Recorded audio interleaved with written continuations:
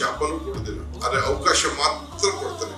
ನಿಮ್ಗೆ ಕೊಟ್ಟಂತ ಅವಕಾಶದಲ್ಲಿ ನೀವು ಜನರ ಹೃದಯವನ್ನ ಗೆಲ್ಲುವಂತ ಕೆಲಸ ನಮ್ಮ BDA ನೌಕರೆಲ್ಲರೂ ಕೂಡ ಮಾಡಬೇಕು ಅಂತ ಈ ಸಂದರ್ಭದಲ್ಲಿ ನಾನು ಪ್ರಾರ್ಥನೆ ಮಾಡ್ತೇನೆ.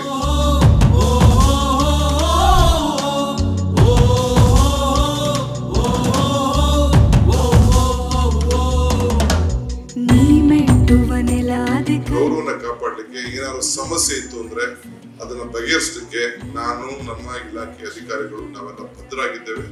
ಬನ್ನಿ, ಮುಖ್ಯವಾಗಿ ಮಾತಾಡಿ, ಚರ್ಚೆ ಮಾಡಿ.